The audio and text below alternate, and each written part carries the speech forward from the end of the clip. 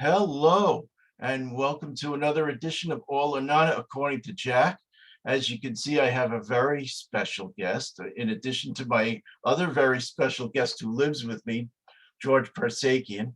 He's my daughter's boyfriend.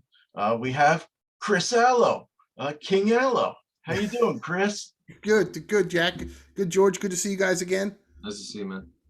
So it's funny. So George actually met Chris when back in November when we went to see AEW at UBS Arena in Elmont, New York. Yep. Now I see they're coming back in May, early May. Any plans to go to that, Chris? Maybe. The good and the bad with modern wrestling.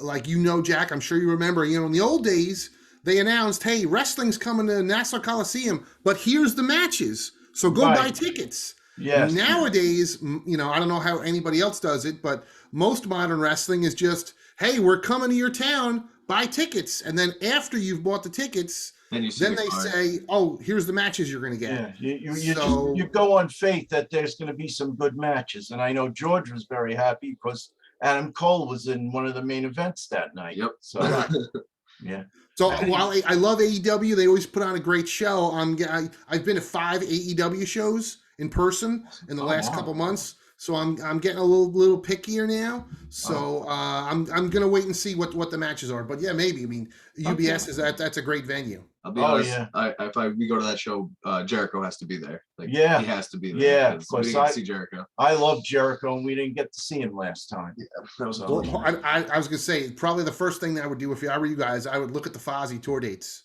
Yeah, that's the thing. He could be on the road somewhere with Fozzy. As you can see, I'm wearing my Faces of Jericho I do see that. That's very cool. And this was my souvenir that night.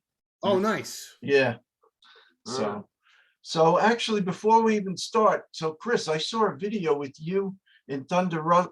You had a snippet in Thunder Rosa's video. You had like a little cameo. Yes. How did that come about? I'm friendly with the great David LaGreca from Busted Open Radio, which is the #1 sports show on Sirius XM, and it's a wrestling show. So he was going to a wrestling convention that they were doing it was part of Northeast Wrestling, and he was a vendor there, and they had all these other guests that were there signing autographs, and some of them were wrestling that night, some of them were not wrestling. Like they had Sergeant Slaughter, who was not wrestling, but Thunder Rosa was going to wrestle. Dave LaGreca was going to do something in the ring with Mark Henry. So Dave was going. He's like, "Hey, you want to hang out and come to the show?" And I was like, "Sure, I'll come up." So his vendor spot was a table that he split with Thunder Rosa. So I wound up sitting next to Thunder Rosa for hours.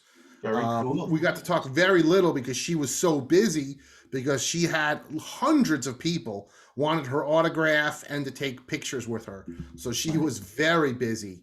But it was cool. It was a cool experience. It was kind of like going to like a comic book convention or a horror movie convention, which I've done hundreds of times, but this was, pro wrestling. That's awesome. That's very cool. I can't wait to do one of those. Thunder Rosa's getting the big lunch, finally getting her due. We're finally getting to see her on TV.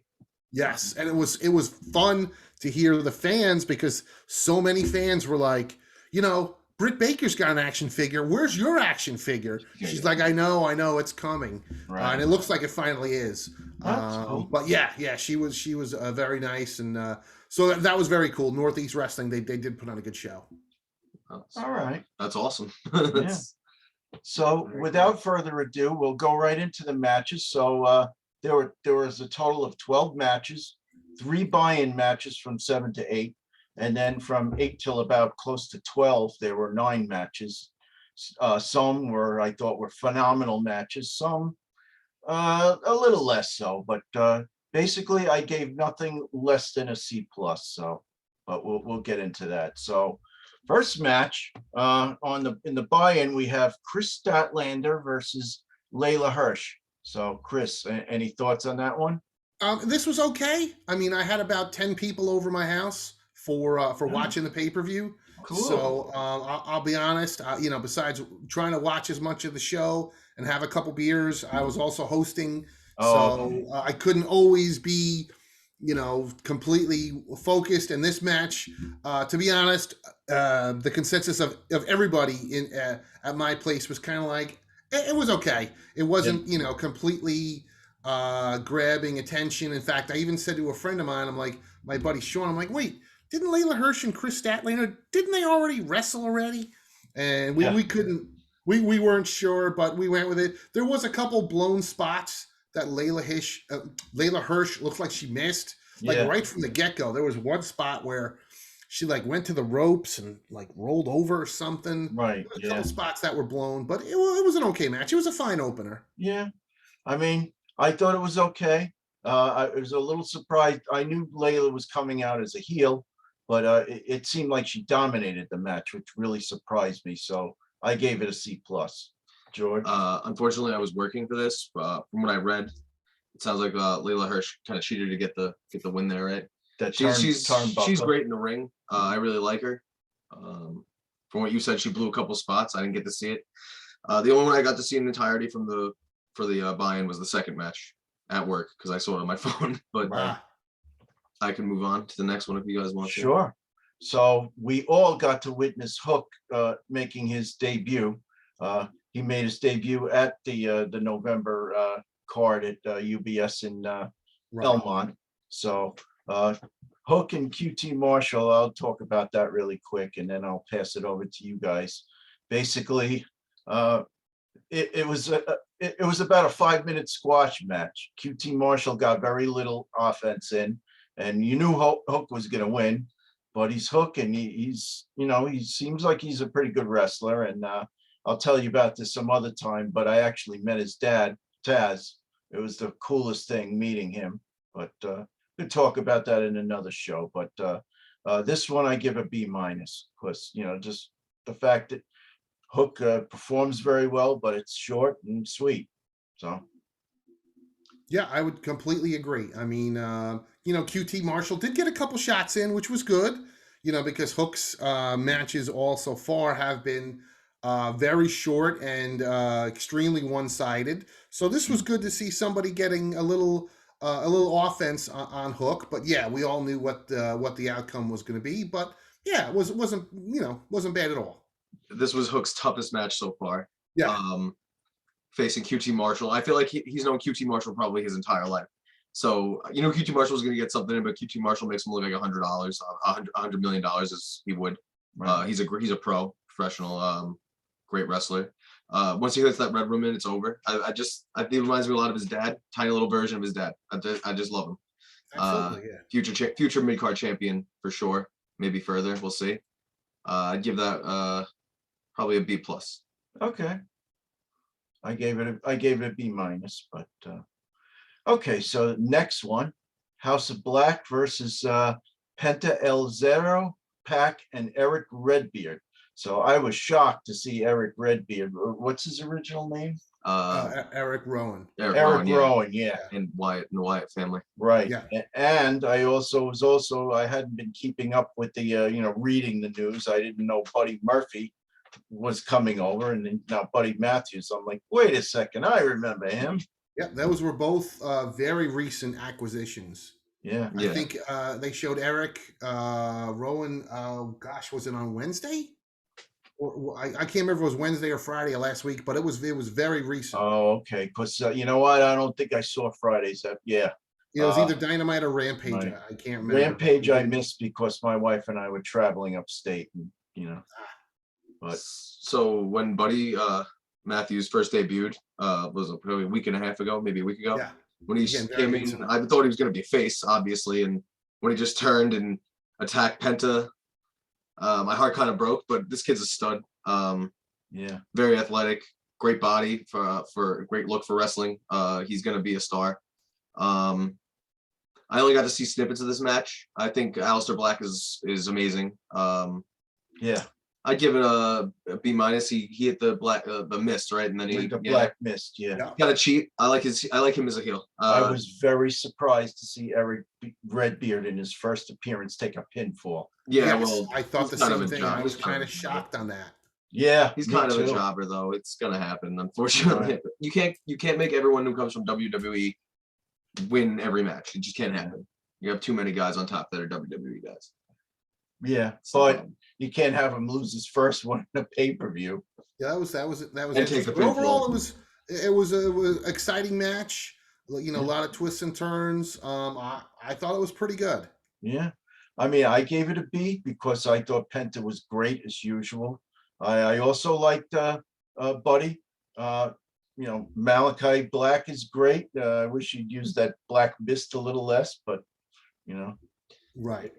this was a star-studded you know, match here. I was So shocked that this wasn't on the pay-per-view card. Yeah. Like when my friend told me at work, "Oh, this is an early match." I was like, "No way! How is that Yeah. not on the card?" But Well, I was surprised that there was, if I wasn't mistaken, I thought this was the only match for the buy-in, Right. and I thought the rest of the time was going to be just spent, you know, running old interviews to hype the pay-per-view. I was Right. shocked that there was 3 full matches Yeah. on the buy-in, which again I think speaks to how AEW really tries to give you your money's worth, but also B, that man, AEW's roster is just stacked. Yeah.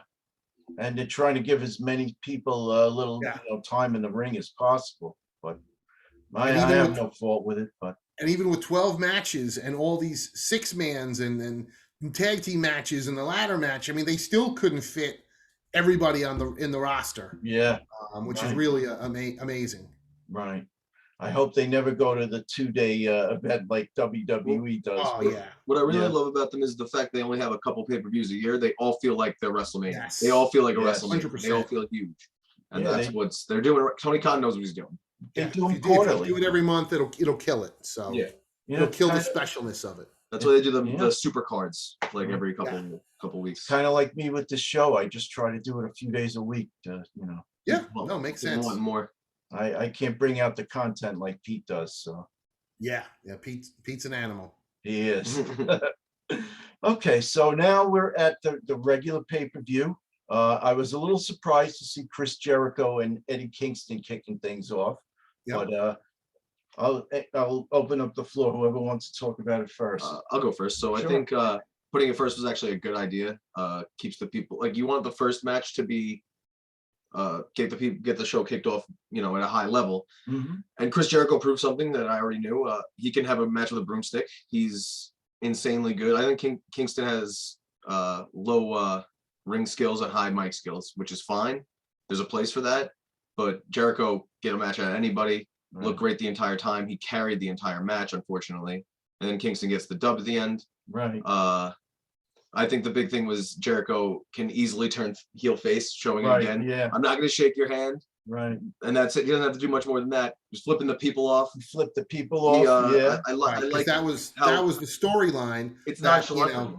Jericho kept saying, well, Kingston can't win the big one, which he named all these other big pay-per-view matches that Yep. Eddie Kingston lost.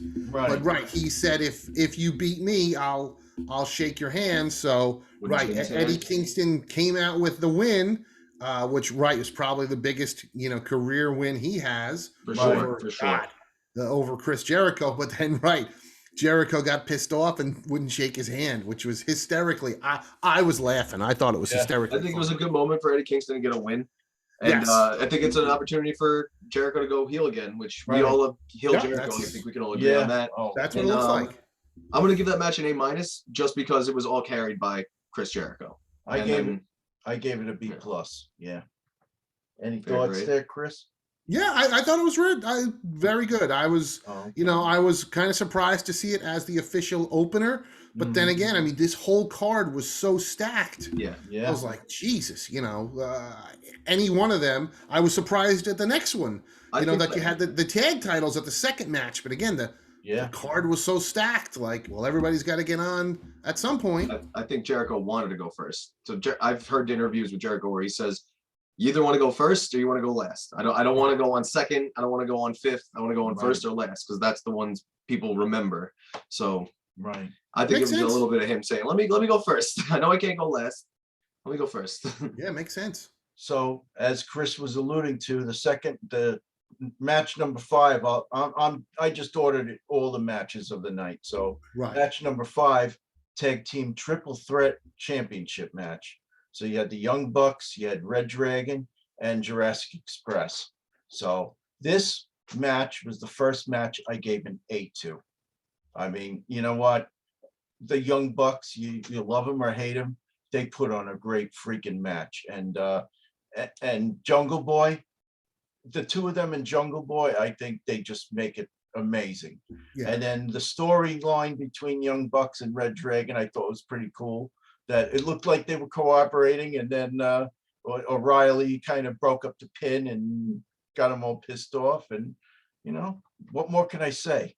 Great freaking match. Yeah, I mean, this was great storytelling in a match, you know, because there's the Red Dragon are frenemies with the Young Bucks, and you know, this was the match where we all knew it was going to explode. And right, they had this, you know, agreement, which I don't know if they ever actually talked about, but it was obvious what they were doing until Red Dragon was like, "Screw that, we want the belts." And yeah, I mean, it worked out great. I thought it was a great match. I didn't, you know, grade any of the matches, but I certainly would have given this match an A. I thought it was great. I mean, you know, all the teams are great, but man, Young Bucks are just phenomenal. Okay. I'll tell you what, there's a storyline that writes itself that everyone knows is coming. Like, you know, it's going to happen. Things are going to break down. They're not going to cooperate, but they sold it so perfectly that it was so entertaining and intriguing that even though it was like almost predictable thing to happen, it was still such a great match. These guys put on a great match. People that haven't seen Red Dragon, if you don't watch NXT, you're about to find out. These guys can go. The Young Bucks are great. People don't like them. That's their job. That's what they're doing their job. People that hate them, and it's like, yeah, okay, good. That's what they want. I mean, and Jurassic Express needed to come out on top. They need a longer run. They're so over right now. I loved it. I give it an A-. I'm going to say. All right, cool. And I'm fully expecting, you know, for the future for them to do, you know, Red Dragon and Adam Cole versus the Young Bucks and Kenny Omega. Yeah. I'm like, it's coming. You know it's coming. This is that'd be an amazing match. I wouldn't be surprised if you see that at the pay-per-view in Las Vegas at the end of May. Yeah. Right. You know, Kenny's got to come back soon. Kenny, because you know when that was and I forget where that was in the night, Jack, but I think it was earlier on where they made the announcement of Kenny Omega coming out, and then Don Callis came out, and again I burst out laughing. I thought it was so funny. Yeah. You know, he makes me laugh, and you know, I guess, you know, maybe they're saving Kenny for you know, when he's really ready to come back, but obviously he must be getting closer. Yeah. I don't know who's funnier, him or Dan Lambert. I mean, every time the camera panned to him, he never said a word, but just that dour expression on his face was freaking hilarious. Yeah, that's true. They're both great at what they're doing. Yeah. So, okay. So next up is the Face of the Revolution ladder match. I gave this an A also. You know, I didn't, again, neither one of these two matches I expected to be top notch, but these were among my favorite matches of the night. The triple threat tag team match and this Face of the Revolution. There were just so many cool spots in this Face of the Revolution card. So everyone got to get their stuff in, which is huge. In a match like that, a lot of the time there's like one guy we're like, oh, was he even in that match? Everyone got to do something. Orange Cassidy almost died. That man almost lost his life. Got launched, and I thought I really broke his neck. And I like too when Orange Cassidy was he on the ladder and they were lifting him up and he was almost getting the ring. I thought that was an excellent spot. And then you looked at his eyes, you know, those he was like, those shifting of the eyes. That was cool. There were a lot of good spots. The only problem I had with this match was I don't know if you noticed this, but at the end, Wardlow thought his spot was coming sooner than it was. He was in the ring ready to like jump on. He's like, wait a minute, it's not time for me to be in the ring yet. And then they cut away from the ring, and then we went back, he wasn't in the ring anymore. And then like a minute later, he was back in the exact same spot doing the same thing, getting hyped, ready to do the exact same thing. He was down in the corner by the ring steps waiting for his cue to come in. And I missed that, but I am going to go back and rewatch it. Someone took too long. Yeah. So either way, for that, I gave this a B+ because of that missed spot, and it's the end. So it's literally the finish that you botched. So for me, the whole match was great. until that botched finish, which a lot of people probably didn't notice it, but I did notice it. I had to point that out. But then, you know, I love the spot where they ripped the one ladder. The ladder in apart. half, that was cool. Oh yeah, I thought that was There's a lot of great. cool spots in this match. Even before that, when one of the ladders actually, like, the side was all broken up, and Keith Lee started to climb, and I'm like, that thing's going to collapse. I can't believe, you know, it didn't break under his weight. I saw that. Yeah, the one rung came off. Yeah. But yeah, exciting match, fast paced. You know, and this match, like almost every match on the card, you know, when I looked at it on paper, you know, I was like, well, it could go a number of different ways. You know, really, the only match, and we'll get to it, that I knew who was going to win was the Jade Cargill match. But every other match, like any one of these 6 guys, I thought could have come out, winning. Also, something else about this match. This match was so much cleaner and until the end again, and it was not clunky or anything like that. Like you see the Money in the Bank ladder matches, they get clunky, and it feels like there are people in that match that shouldn't be there, and it didn't feel like that for them. It was fluid, and they all worked together perfectly. And yeah, I feel like WWE could take a page out of this maybe and realize maybe we're doing something wrong here because they get it done right. So good match. I'm sure they're watching.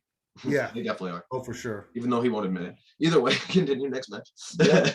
So next, as Chris alluded to, women's TBS championship.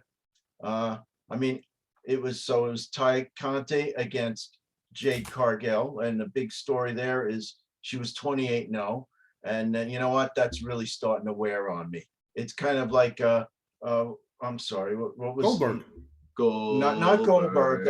What was the guy who was married to Lana? I can't think of Rusev, yeah. Where they had him undefeated in WWE for a long time. You know, it's starting to wear on me, but I feel like Ty Conti really added something to this match. And for that reason, I give it a B. Right? And, you know, she finally pushed Jade a little. Somebody came along that pushed Jade a little, you know, made her take some lumps, you know, finally. And it was a good match until the end, but I give it a B. Quick match, but it was the first time she didn't really squash somebody. I feel like yeah. Jade Cargill has just been squashing everybody. Yeah, but Ty Conti that was her coming out party. I feel like now she shows that I belong in title matches. I belong in big matches. I saw her in NXT a little bit. I know she's a former judo fighter. She can go. All her stuff looked real. That's important. I enjoyed the match. Give it a solid B as well. Okay. Cool. Yeah, I thought it was good. But yeah, this is the one match that I was on the card and I was like, okay, Jade Cargill is 100% going over.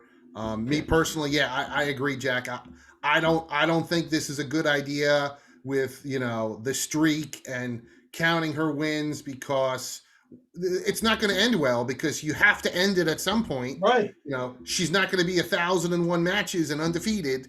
So I don't see the point in making a big deal about this undefeated streak. I mean, even have her lose by count out like superstar Billy Graham did back in the late 70s. Right, yeah. Times. Unfortunately, no matter how you end it, someone's going to be pissed off. Like, Goldberg has the greatest undefeated streak of all time, and when it ended, they botched the hell out of it. Obviously, it was a terrible way to end it, but no matter how you ended it, people were going to be pissed. Yeah, it would have ended with him losing clean to Hulk Hogan if they didn't do it that way. So, whatever. Yeah. And I did think Jade Cargill kissing Ty Conti in the very beginning of the match, I'm like, what? Where is this coming from? I know. That was very strange. Yeah, that was a little weird. I did like her yelling at her manager, "Get up!" Yeah, that was good. Yeah. So for me, the match of the night, next one, match number 8, the dog collar match. Yeah. CM Punk and MJF. So I'll let you guys talk about it. What do you think? You can go ahead. I thought it was great. You know, I loved dog collar matches. I mean, the single greatest match I have ever seen in person in my life was at ECW Arena. It was Raven and Richards against the Pitbulls in September of 1995 in a double dog collar match. And that's the best match I ever seen in my life in person. You know, and that's a great one. And man, Piper Valentine from Starrcade '83 I've is heard an about amazing that one. match. Yeah. Yep. I've probably seen it 50 times. Right. And this match was definitely up there. I thought both guys got in there. You know, they both got their spots in. Punk had unbelievable color, bleeding like a pig, bled all over the mat. I thought MJF's color was kind of weak, to be honest. Yeah. Especially considering he's the super heel. You know, he could have got a little more color. But the match I thought was really good. A lot of back and forth with the chains. CM Punk at one point had indentations on his back from being whipped with the chain from MJF. That was brutal. I was absolutely shocked when they pulled out the bag of thumbtacks. I was like, wow! Like I was really surprised to see them go for that, as if they needed something more. Right. You know, like the dog chain part, the dog collar wasn't enough. Right. But I thought it was really good. And I thought the ending, this was the one thing I did predict. I had said to the folks at my house, I was like, all right, yeah, I think the ending for the dog collar match should be somehow Wardlow helps CM Punk win the match, and sure enough, that's what it was. I just like that little gesture, just him putting it down on the ring and walking away. Yeah. It was like, oh, now it's going to start another feud. Everybody sees that coming. So. Oh yeah, I mean, this is still the slowest babyface turn in the history of wrestling. I'm like, God, I feel like we could have had a baby in the time it's been that they're slowly turning Wardlow face. You know what this reminds me of? This reminds me of Ted DiBiase and Virgil. I don't know if you remember that. Oh my God. Sure. Yeah. Where he did that slow turn, and Ted DiBiase was like putting him down, and Roddy Piper kept getting in his ear, like, you're going to take this crap from him. And finally he did his face turn. Right. Yeah. Well, let's pray that Wardlow reminds has me of that career. Yeah. So yeah, let's see when the turn actually happens. But we're inching closer. But yeah, great match. I think that was pretty much it. Yeah. Because this week you're gonna see an explosion on Wednesday night. Right. That match was for sure an A+ for me. I think that was the best match. I'll say it's an A. It was the best match of the night. I wish that you were, as you said, MJF did not bleed enough. He needed to bleed a little more. You heard it here. I think he's coming out first Wednesday night. MJF. Yeah. Oh, MJF. Yeah. I would not be surprised. Probably right. Yeah. His music's gonna hit. He's gonna come right out and cry like a baby, and take it from there. Okay, so after this, it was hard to follow up after these three matches. Oh, I'm sorry, 3 out of 4 matches in a row. Yeah. So then you have the women's championship, Thunder Rosa and Dr. Britt Baker. And you know what? I gave it a C+. I was a little disappointed. I was hoping they'd put the title on Thunder Rosa. And, question is, what do you do with her now? I'll tell you right now, Britt Baker is my girl. I love Britt Baker. That was her worst match. I feel like they have no chemistry. It was very clunky. I'll say this: I'll upgrade the women's title, new women's title, beautiful. I'll give that a solid A. Right. But that match was a C for me. It was really clunky. It looked like they'd never been in the ring together. A lot of missed spots. Just didn't feel like they wanted to be there. And it's tough to follow the best match of the night. I feel like that kind of should have been the main event. I don't care if it's for the title or not. That should have been the main event of the night. It was Really MJF versus CM Punk. It was just the best match of the night. Yeah, they could have moved it down. And it had the best story. There's another thing about AEW is they have a tough time sometimes building their storylines. Right. That right now is the best storyline of the entire company. Well, yeah, you saw how Excuse me. the night we were at UBS, how they harped on it all night. I loved how they did that. And that's what, 3 months ago. Yeah. So that's the slowest build of the company, and it's the best story they've probably told since Jericho's been holding the belt. So, right. Yeah, I was a little disappointed with the Thunder Rosa Britt Baker. Like George, I'm a huge fan of Britt Baker. I love them both. Yeah, me too. I think they're both great. The last time they wrestled, which was almost a year ago, right, was legit match of the year. I mean, I've seen that match dozens of times. I watched it twice on Sunday because I showed friends who hadn't seen it before, to catch them up on this match. And yeah, this match was a little disappointing. I mean, and honestly, I didn't think unless they went to try and out bloodbath the bloodbath, there's no way you could top that match that they did a year ago. But yeah, it just fell kind of flat. And I have a friend who was like, "Oh, Thunder Rosa got, she got beat. They stole the title from her." But if watching the show, I'm like, okay, they totally had Thunder Rosa, get beat thanks to the help from Jamie Hayter and Rebel. Right. And then at the end of the show, they announced, okay, so now we're going to do Layla Hirsch as the new number 1 contender versus Thunder Rosa as the number 2 contender. Right. And the winner of that fights Britt Baker in March. So I have a feeling Thunder Rosa is going to win she's going to go over Layla Hirsch. And then for the rematch with Britt Baker, I wouldn't be surprised if they make that like a strap match or a cage match or a lumberjack match or maybe a barbed wire match, something to up the ante and, really make it extra special. And I wouldn't be surprised if they put the belt on Thunder Rosa. Okay. No, and again, not that she's not deserving at all. And I don't want to see it myself because I want Britt to keep the title. But hey, maybe give it to Thunder Rosa and let them have a rematch over the summer, after that. Yeah. Because that's the one thing that does bother me with AEW, with them only doing matches once a week. Like I was explaining to the missus, being a wrestling fan, when I was a kid, it was like, okay, so, you saw Big John Studd versus Andre the Giant on TV, but guess what? Then they went on the road and they had Big John Studd versus Andre the Giant everywhere. Yeah, they did it everywhere. 10 arenas, yeah. Everywhere, so you could see it in person. I saw it at Nassau Coliseum years ago. Yeah, that's it exactly. Yeah, they did it in the Garden. They did it at the Coliseum. They took it on the road back and forth. Whereas with AEW only doing one show a week, well, here we have it. Like I loved that Britt Baker Thunder Rosa match from a year ago, right? But they haven't had them wrestle each other for a year.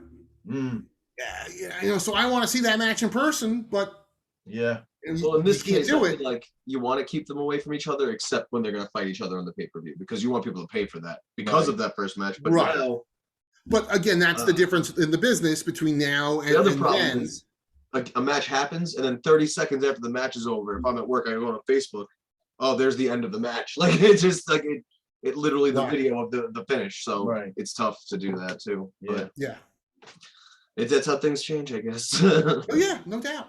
Unfortunately.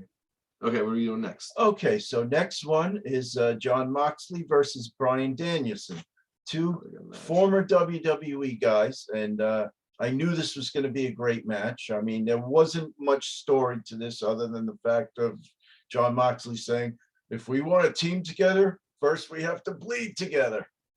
So awesome match. Go ahead. I'm talking about 2 studs in the ring. They know how to tell a story. They've known each other for years.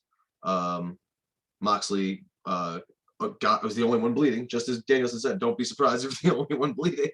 He was, but obviously the big story of this match isn't even the match itself. It's what happened directly after. So directly after they wouldn't shake hands and William Regal comes out. That was awesome. Awesome moment. Yeah, that was the shock of the night. That's huge for AEW. Remember what I said before is they have a little bit of problem storylines. I don't know if you both remember when they first introduced William Regal to WWE, they would have these little vignettes of him teaching manners at the basically table manners. I do remember that. Oh, I do vaguely remember that. I remember him. My biggest memory of him when I was young was he had the best match against Goldberg in the beginning. He fought Goldberg in the beginning of Goldberg's run, and it was the best match he had. And he also gave it to Goldberg a little bit, like bait the rookie up a little bit. I remember that. I do remember that. But William Regal coming out was awesome. It's huge for the company.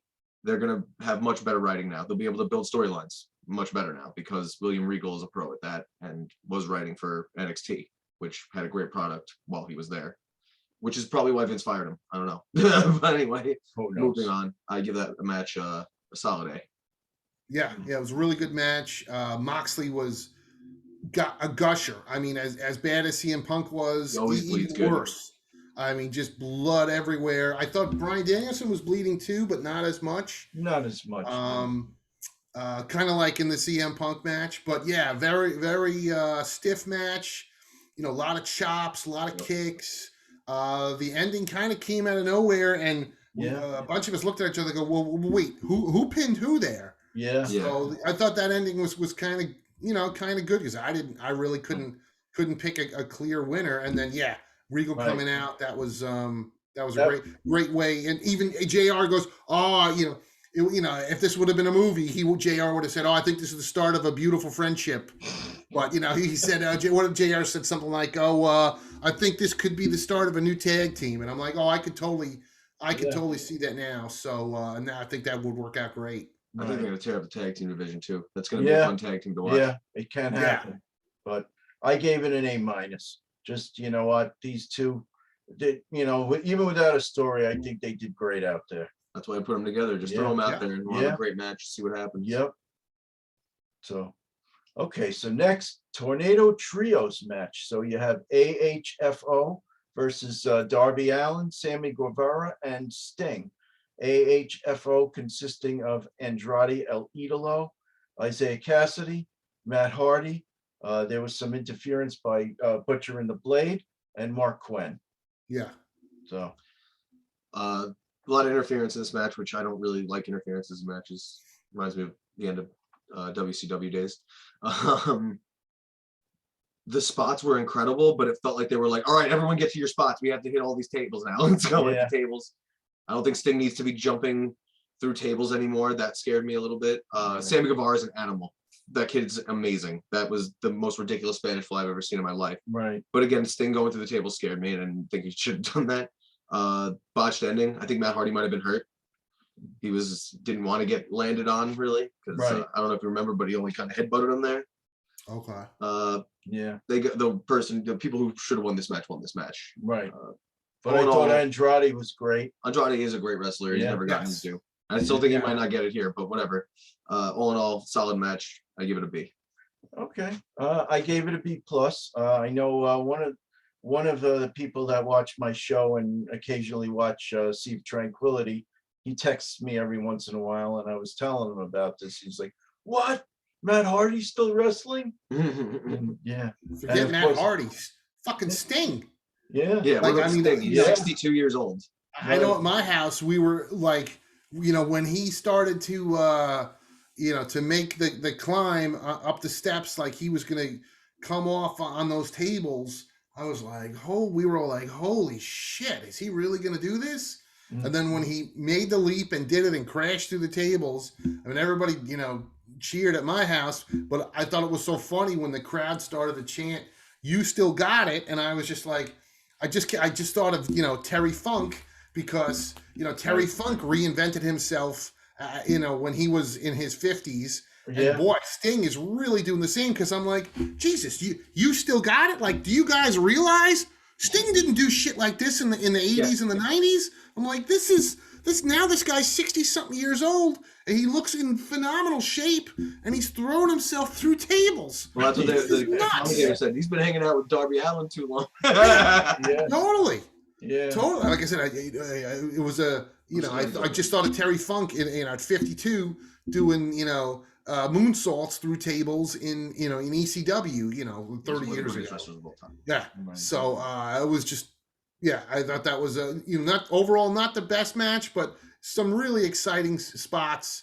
And I thought it was fun. And I just thought it was strange that we're just gonna throw Sammy Guevara to you guys. You need another partner. Just take Sammy Guevara. It kind of made no sense, but Sammy's great. I love watching him. So. And it was a little strange because they had that awesome 3-way match. Yeah, it's weren't you guys just beat the crap out of each other on Friday? Yeah. Right. And I did think, Jesus, that could have been a pay-per-view match. That it was amazing. But I think what they're doing with that belt is the smart thing to do, which I think is weird that Jade Cargill actually defended her belt. Those are TV championships that should be defended every week on television. Yes. And not on pay-per-views, maybe. So, but here's another thing about. I thought it was cool. I don't know if you guys noticed in the Ty Conti match. I forgot to say this. She did Sammy's thing. She said, "I'm crazy." Yeah. Before she did her dive. No. They're dating right now, so that was that's right. Yeah. Interesting. Homage to him. Another little tidbit that of was cool. information. Thanks, George. So, Okay, so now moving on, we are at the last match, the AEW Championship match, the main event. that's my George's guy, Adam Cole versus Hangman Adam Page, the champ. So thoughts on that one? Both of these guys are great. Both Adams. I think Adam Page is a great champion. I will say this. I was a little surprised that so Adam Cole got his share of offense in, but I would have thought he would have gotten even more. That kind of surprised me a little. It was super balanced. I thought it was gonna end honestly in somehow a no contest. I didn't think Adam Cole was gonna lose yet. Right. I know they've been saying, oh, he's undefeated, but he's also not a kind of guy that cares about his record or needs to be undefeated. He's gonna be world champion eventually. It's gonna happen. Yeah. This is better because now you can build the storyline with what's breaking down within all of his friends. So I thought a lot of great spots. So the part where Hangman went off the top rope to do a moonsault and Adam Cole caught him with a super kick in midair was just ridiculous. Like there were just so many, the Panama Sunrise off of the apron. Adam Page hitting the boom before getting the victory. That was cool. Like there were so many awesome spots, but it was just nonstop. It was no down moments of this match. Just go, go, go. There were no rest holds. And when they got tired, they just stayed in the middle of the ring on their knees and started punching each other in the face. That was, okay, this is our rest hold. Just nonstop action. And that's what I expect from Adam Cole, because he can go with everybody. If you can remember his last feud, which I'm sure you can, was with Orange Cassidy, who's the biggest comedy act on the card, which I think he did on purpose to show the fans, I can work with anybody on the roster. I thought it was cool when he went and started tuning up the band, because people compare him to who? Shawn Michaels all the time. And that's the way he works. He can work with anybody in the ring, get a good match at anybody. And his entrance attire as a big gamer, big video game guy, he was dressed as Master Chief from the Halo games, which I thought was really cool also. So everything about it was cool. And Cowboy shit, got to go over with Cowboy. Right. He needed to go over. He's got to have a nice run until Kenny comes back. Right. So good, Chris, good match. What you think? I thought it was great. I think George nailed it with the one word, balanced. You know, I think both guys had a lot of great time to get their licks in, they get their spots in. I mean, I really thought it could have gone either way. I mean, I wasn't sure if they were ready to put the belt on Adam Cole yet, or if now's the right time. And I think ultimately it was the right thing to keep it on Adam Page for a while longer. But I thought it was a great action-packed match. The crowd was hysterical. You know, when they started chanting, "Let's go, Adam." I burst out laughing, and then half the crowd was chanting "Let's go, Adam," and then the other half was chanting "Adam sucks." I'm like, this totally reminds me of an ECW crowd, in the '90s, but this is 15 or 20,000 people in Florida. But I thought it was a lot of fun. When Red Dragon came out, I was like, where is this gonna go? And I thought maybe they were gonna have like some kind of screw job so they could set up a rematch, but maybe they still will. But I don't know who the number one contender then technically is, since if Adam Cole is now number 2. Right. Well, now they start building to the next pay-per-view, and yes, in a couple of weeks we'll know. Yeah. I think it's incredible how over Adam Cole is as one of the biggest heels in the company. They do this corner, weighing in, whatever. Adam Cole, and everyone goes, baby, like he's so over. Right. He's gonna get the belt. It's fine. So we know your favorite's Adam Cole. Mine's Jericho. Who's yours, Chris? Oh, if I'm picking a personal favorite performer out of everybody in the roster of AEW, I'm definitely going Dr. Britt Baker. Okay. I love her attitude. I love the fact that she comes out with Rebel and Jamie Hayter. I actually love Rebel. She's a doll, even though she can't work for shit. Right. She's gorgeous. But yeah, I just love that whole thing. I hope she keeps the belt, but yeah, I could see her dropping it to Thunder Rosa. And I like Jamie Hayter too. I thought that match with her and Rio was great. That we got to see live, which was really cool. Before Cole came over, Britt Baker was my favorite, which is funny because they're dating. Yeah. Well, it was interesting too that it was, gosh, what's it now? A month or two back? Maybe it's longer. I mean, I got the olds, so I can't remember. But I'm like, Got they the did olds, that. They you did that know. quick. They did that quick angle where they acknowledged Adam Cole and Dr. Britt Baker right when Orange Cassidy like smashed into Britt. Yeah. But that was like for like a week or two they acknowledged and they teamed them up, and now that's it. Like now Right. they've gone their separate ways again. Got it out of this. I think that maybe they don't want, like, it's kind of like Seth Rollins and Becky Lynch. They don't want to work together. They don't want to be put together. I think it's more Seth not wanting because he knows that she's a bigger star than him and doesn't want to be put with her. But I think maybe they don't have the it's hard to work with your significant other, especially in the ring, because you're afraid they're going to get hurt. Well, I did think though that would be an interesting storyline if Adam Cole had won the title. Like, wow, talk about like the dynasty. Like, wow, boyfriend and girlfriend. One is the world champion for men, and one is the world champion for women. And then part of me did think, well, listen, you guys know in this crazy world of wrestling, maybe now would have been the time to do it, because who's to say that Britt Baker and Adam Cole are still going to be together in 6 months from now? Right. Yeah. They've been together for a long time though, so I think it'll be fine. And they seem like they would work, like they would keep kayfabe. Adam Cole is like a wrestler's wrestler. I really like Adam. And that could be. But it's tough now in this day and age. Kayfabe doesn't really exist. Right. So, but overall, I thought it was a really great pay-per-view. I can't say if it was my favorite, but I really enjoyed it. I thought there was some great matches. I mean, it was up there for me. Just like one of my favorite all times was WrestleMania 3, and not necessarily for Hulk Hogan against Andre the Giant, but there were a lot of other great matches that night. And, Steamboat Savage, right? Was that was WrestleMania Savage, 3, wasn't it? The greatest pay-per-view of all time is WrestleMania X7. That's just a fact. Right. Okay. Which was the main event in that one? Austin versus Rock. Austin versus Rock. And that was that was Austin's heel turn. And then everything went to shit after that. Like literally that's the day that the Attitude Era died. Right after that WrestleMania. Gotcha. Interesting.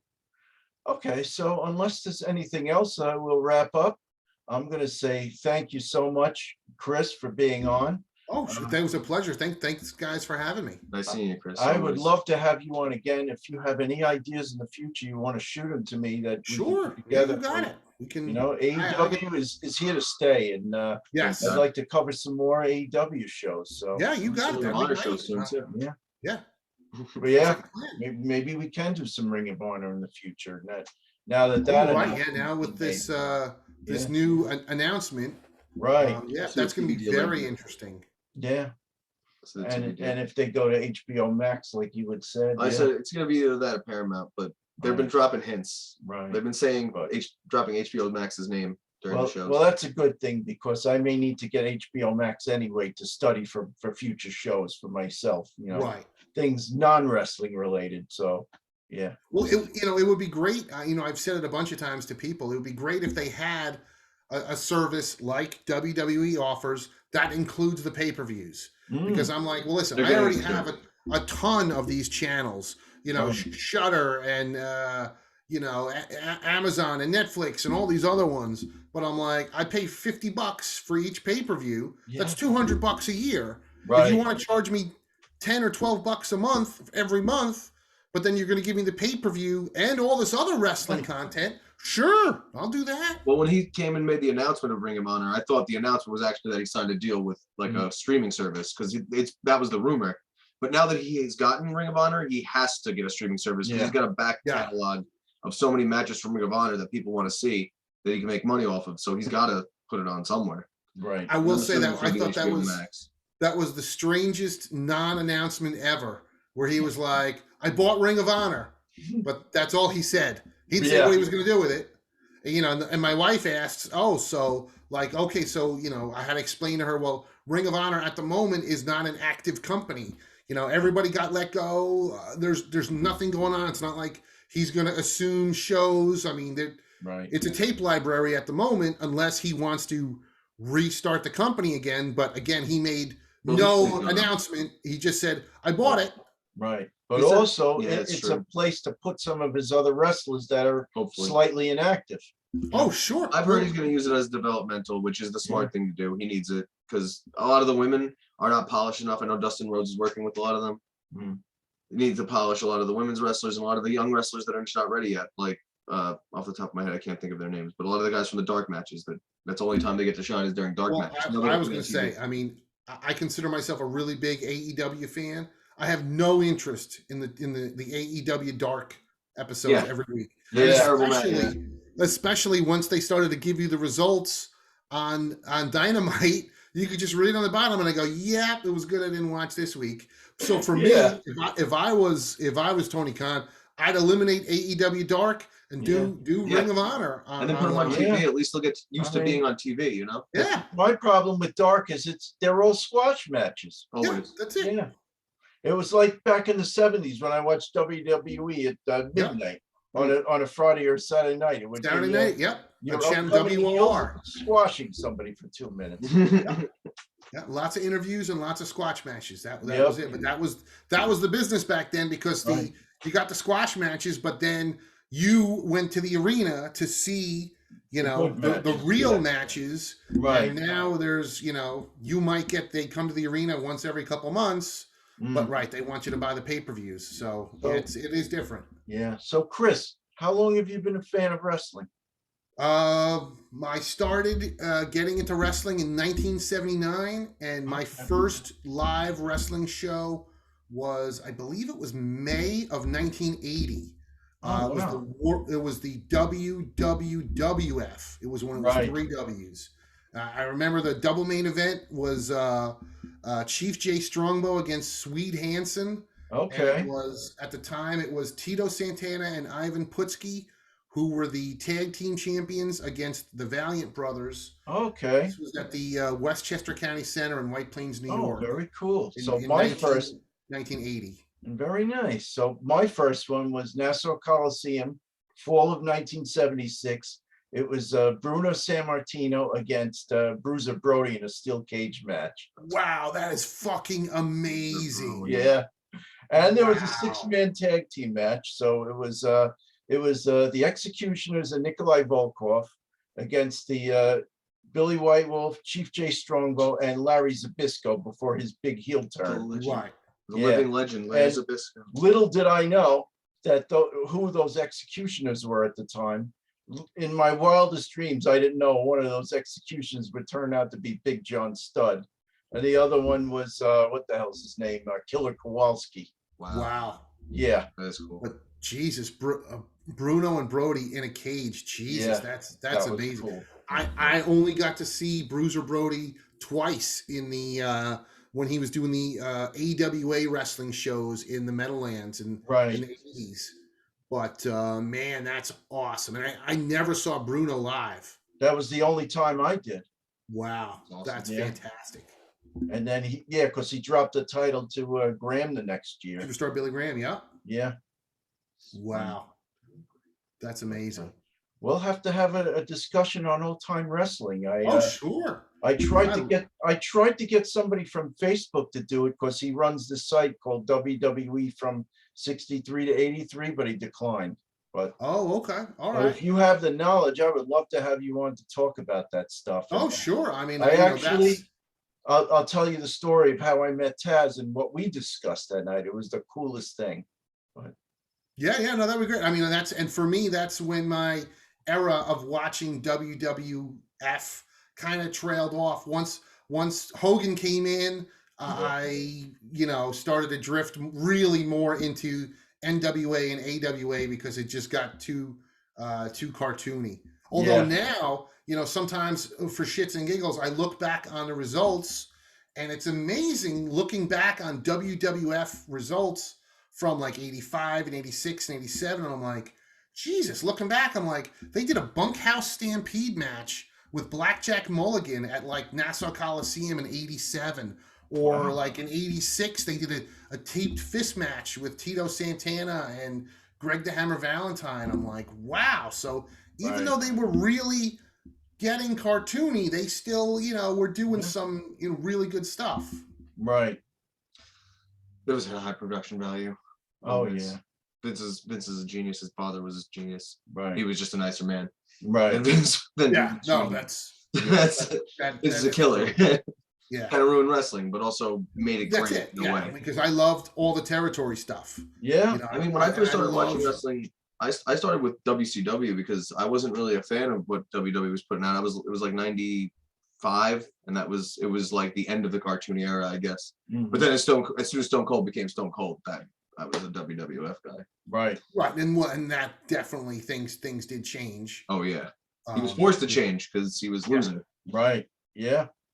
Competition's good for him, so maybe he'll get better again. I don't know. Oh, for sure. Yeah. Hopefully. But Yeah, anyway, definitely keep me posted. Yeah, that'd be I great. will do. This is great. I mean, all this banter, I thought we were gonna end like 10, 15 minutes ago, but we got 10 more minutes of really solid discussion. So it's very cool. Oh yeah, I could talk old wrestling all Yeah. the time. I mean, Well, there will definitely be more opportunities, Chris. So sure. Yeah, Stay keep me tuned. posted. all right. Sounds So, good. Sounds good. On that note, I'm going to say goodnight to everybody. Thank you for watching. If you like my content, please subscribe. Please put your comments down in the comments section. Chris, thank you so much for being here. Absolutely, love it's to a have you. pleasure. George, as always, thank you so much. I've Thanks for always having me. said George is beyond his years with his knowledge of not just wrestling, but all things sports. So it's a good thing. Thanks for having me. Sure That's thing. awesome. All right. Good night, everybody. Take care.